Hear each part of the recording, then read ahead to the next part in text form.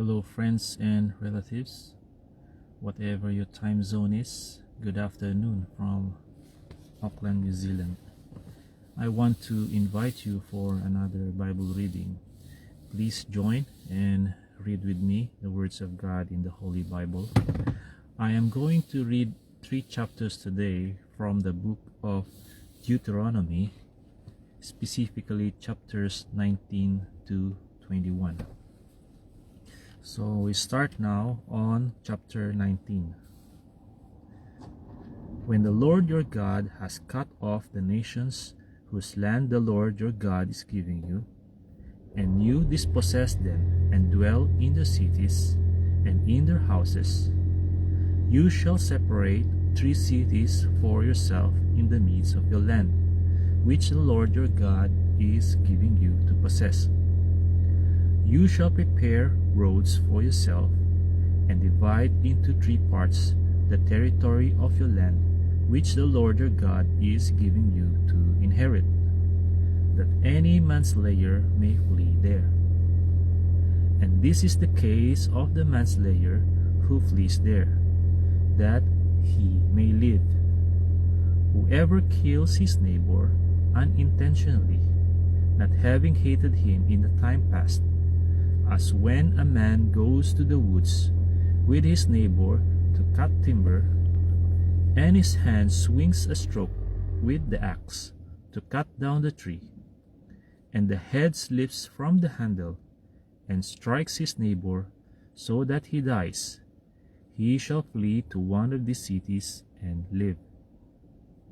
Lest the avenger of blood, while his anger is hot, pursue the manslayer and overtake him, because the way is long, and kill him, though he was not deserving of death, since he had not hated the victim in time past. Therefore I command you, saying, you shall separate 3 cities for yourself. Now if the Lord your God enlarges your territory, as he swore to your fathers, and gives you the land which he promised to give to your fathers, and if you keep all these commandments and do them, which I command you today, to love the Lord your God, and to walk always in his ways, then you shall add 3 more cities for yourself besides these 3, lest innocent blood be shed in the midst of your land, which the Lord your God is giving you as an inheritance, and thus guilt of bloodshed be upon you.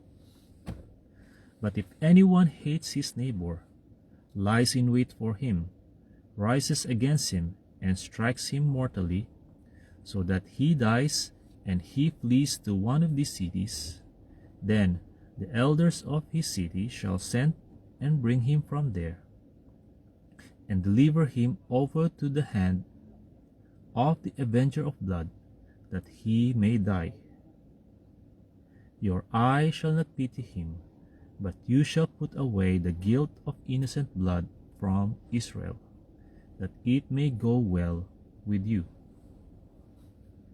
You shall not remove your neighbor's landmark, which the men of old have set, in your inheritance, which you will inherit in the land that the Lord your God is giving you to possess. One witness shall not rise against a man concerning any iniquity or any sin that he commits. By the mouth of 2 or 3 witnesses, the matter shall be established. If a false witness rises against any man to testify against him of wrongdoing, then both men in the controversy shall stand before the Lord, before the priest and the judges who serve in those days. And the judges shall make careful inquiry, and indeed, if the witness is a false witness, who has testified falsely against his brother, then you shall do to him as he thought to have done to his brother. So you shall put away the evil from among you. And those who remain shall hear and fear, and hereafter they shall not again commit such evil among you. Your eye shall not pity, life shall be for life, eye for eye, tooth for tooth, hand for hand, foot for foot. Chapter 20. When you go out to battle against your enemies, and see horses and chariots, and people more numerous than you, do not be afraid of them, for the Lord your God is with you, who brought you up from the land of Egypt. So it shall be, when you are on the verge of battle, that the priest shall approach and speak to the people. And he shall say to them, Hear, O Israel, today you are on the verge of battle with your enemies. Do not let your heart faint. Do not be afraid, and do not tremble or be terrified because of them. For the Lord your God is he who goes with you, to fight for you against your enemies, to save you. Then the officers shall speak to the people, saying, What man is there who has built a new house, and has not dedicated it? Let him go and return to his house, lest he die in the battle, and another man dedicate it. Also, what man is there who has planted a vineyard, and has not eaten of it? Let him go and return to his house, lest he die in the battle, and another man eat of it. And what man is there who is betrothed to a woman, and has not married her? Let him go and return to his house, lest he die in the battle, and another man marry her. Excuse me. The officer shall speak further to the people and say, What man is there who is fearful and faint-hearted? Let him go and return to his house, lest the heart of his brethren faint like his heart.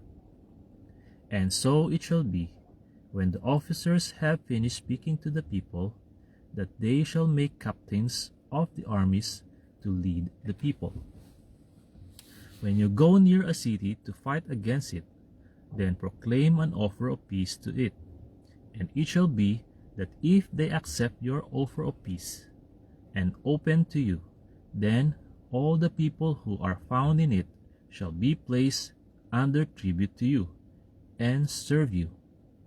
Now if the city will not make peace with you, but war against you, then you shall besiege it. And when the Lord your God delivers it into your hands, you shall strike every male in it with the edge of the sword. But the women, the little ones, the livestock, and all that is in the city, all its spoil, you shall plunder for yourself. And you shall eat the enemy's plunder, which the Lord your God gives you. Thus you shall do to all the cities which are very far from you, which are not of the cities of these nations. But of the cities of these peoples, which the Lord your God gives you as an inheritance, you shall let nothing that breathes remain alive, but you shall utterly destroy them: the Hittite, and the Amorite, and the Canaanite, and the Perizzite, and the Hivite, and the Jebusite, just as the Lord your God has commanded you, lest they teach you to do according to all their abominations which they have done for their gods, and you sin against the Lord your God. When you besiege a city for a long time, while making war against it to take it, you shall not destroy its trees by wielding an axe against them. If you can eat of them, do not cut them down to use in the siege, for the tree of the field is man's food. Only the trees which you know are not trees for food, you may destroy and cut down, to build siege works against the city that makes war with you, until it is subdued. Chapter 21.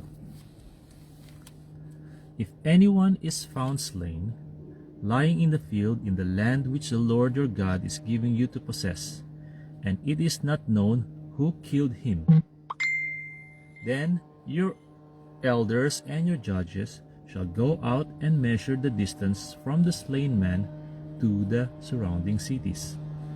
And it shall be that the elders of the city nearest to the slain man will take a heifer which has not been worked, and which has not pulled with a yoke.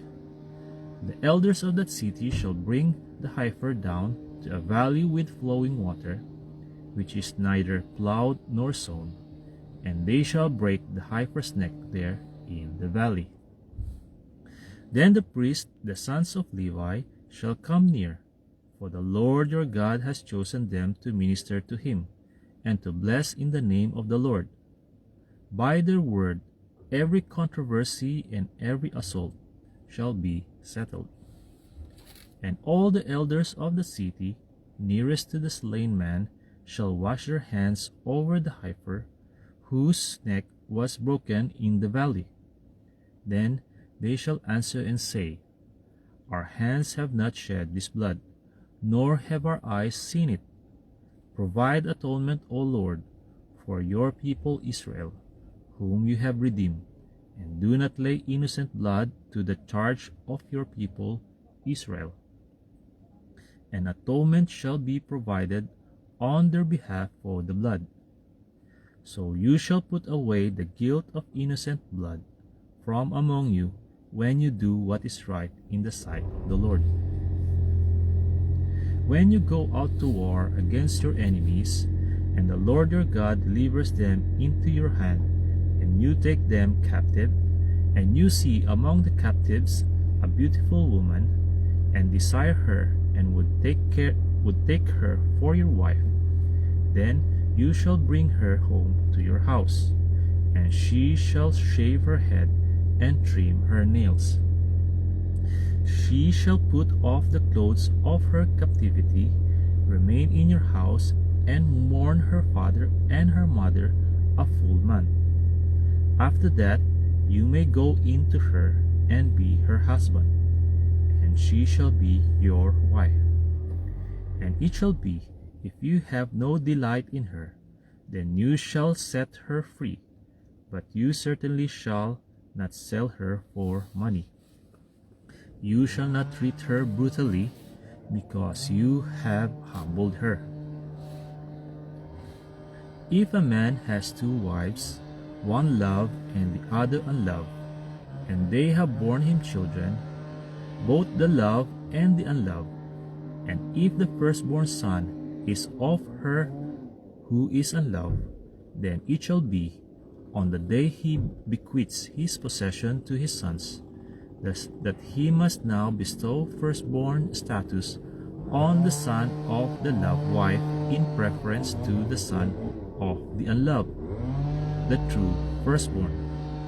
But he shall acknowledge the son of the unloved wife as a firstborn by giving him a double portion of all that he has, for he is the beginning of his strength. The right of the firstborn is his. If a man has a stubborn and rebellious son, who will not obey the voice of his father or the voice of his mother, and who, when they have chastened him, will not heed them, then his father and his mother shall take hold of him and bring him out to the elders of his city, to the gate of his city. And they shall say to the elders of his city, This son of ours is stubborn and rebellious. He will not obey our voice. He is a glutton and a drunkard. Then all the men of his city shall stone him to death with stones. So you shall put away the evil from among you, and all Israel shall hear and fear. If a man has committed a sin deserving of death, and he is put to death, and you hang him on a tree, his body shall not remain overnight on the tree, but you shall surely bury him that day, so that you do not defile the land which the Lord your God is giving you as an inheritance. For he who is hanged is accursed of God. Friends and relatives, that's all for today. But before I go, if you think my Bible reading will benefit you and your beloved friends, then I would like to request you to please feel free to share it in your profile. In that way, the word of God will spread and be heard from every part of the earth. Thank you very much for listening. God bless you all. To God be the glory, honor, and highest praise. See you on my next Bible reading. Bye-bye.